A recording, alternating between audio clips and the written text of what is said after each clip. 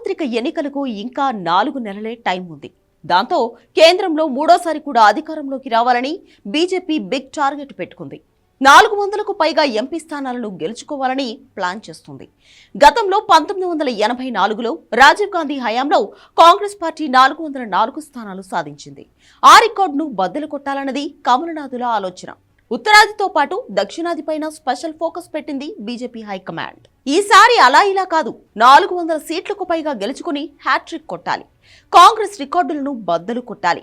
ఇదే ఇప్పుడు BJP high command లో ఉన్న ఆలోచన. 2019 లోక్సభ ఎన్నికల్లో మొత్తం 543 సీట్లలో బీజేపీ 303 స్థానాలను గెలుచుకుంది. ఇప్పుడు ఇంకో 100 చోట్ల కలుపుకుని 400 దాటాలని ప్లాన్ చేస్తున్నారు కమలనాథులు. ఈ మధ్య జరిగిన అసెంబ్లీ ఎన్నికల్లో 3 రాష్ట్రాల్లో బీజేపీ అధికారంలోకి వచ్చింది. గెలిచిన మధ్యప్రదేశ్, రాజస్థాన్, ఛత్తీస్గఢ్ రాష్ట్రాల్లో హిందీ బెల్ట్ ఏరియాలే కావడం ఆ పార్టీలో జోష్ నింపింది. ఈ రాష్ట్రాల్లో 65 ఎంపీ సీట్లు ఉన్నాయి. వీటిల్లో 61 స్థానాలను గతంలో కమలం పార్టీయే గెలుచుకుంది. ఇవన్నీ మళ్లీ సాధించాలని గట్టి పట్టుదలతో ఉంది బీజేపీ.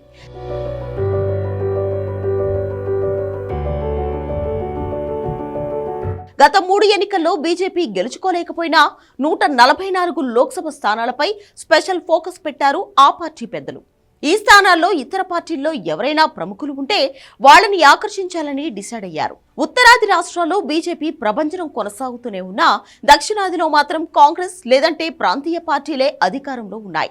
మొత్తం లోక్సభ సీట్లలో 25% అంటే దాదాపు 131 ఎంపీ సీట్లు దక్షిణాదిలో ఉన్నాయి. మరి ఇవన్నీ కమలం ఖాతాలోకి వెళ్లడం కష్టమే. 2024లో 400కు పైగా స్థానాలను బీజేపీ ఎలా గెలుచుకుంటుంది? అది సాధ్యమేనా అంటే ఆ పార్టీ లీడర్లు మాత్రం సాధ్యమే అంటున్నారు. 2014లో మిషన్ 273 ప్లస్ లోక్సభ సీట్లను టార్గెట్ గా పెట్టుకున్నాం, సాధించాం. అలాగే 2019లో అబ్ కీ బార్ 300 పార్ అని ప్రధాని నరేంద్ర మోడీ పిలుపిచ్చారు. 303 సీట్లు దక్కాయి. ఇప్పుడు కూడా అంతే, 400కు పైగా గెలుస్తాం. ప్రధానిగా మోడీ మూడోసారి అధికారంలోకి వస్తారని కమలనాథులు ధీమాగా చెబుతున్నారు. 4 నెలల ముందే 160 సీట్లపై బీజేపీ పెద్దలు దృష్టి పెట్టారు. ఈ నియోజకవర్గాల్లో గ్రౌండ్ వర్క్ మొదలైందని, ఎన్నికల దాకా ఇది కంటిన్యూ అవుతుందని బీజేపీ లీడర్లు చెబుతున్నారు. ఆ పార్టీకి చెందిన మహిళా మోర్చా, కిసాన్ మోర్చా, మైనార్టీ మోర్చా, యువ మోర్చా ఇలా అన్ని విభాగాల ఓటర్లను కలుసుకునేందుకు ప్లాన్ చేస్తున్నాయి. మహిళా మోర్చా అయితే కమల్ దూత్ పేరుతో గ్రామ పంచాయతీల్లో మోడీ ప్రభుత్వ లబ్ధిదారులను కలుసుకుంటున్నారు. దేశవ్యాప్తంగా మైనార్టీల ప్రాబల్యం ఉన్న 60 స్థానాలపై బీజేపీ మైనార్టీ మోర్చా లీడర్లు దృష్టి పెట్టారు. ప్రతి నియోజకవర్గం నుంచి కనీసం 5,000 మందిని తమ పార్టీలోకి చేర్చుకుంటున్నారు. 400 సీట్లను బీజేపీ గెలుచుకోవాలంటే దక్షిణాదిపై స్పెషల్ ప్లాన్ కావాల్సి ఉంది. ఉత్తరాదిలో లాగా హిందుత్వ, మైనారిటీ వ్యతిరేక భావాజలం ఇక్కడ పనిచేయవన్నది కర్ణాటక, తెలంగాణ ఎన్నికలతో రుజువైంది.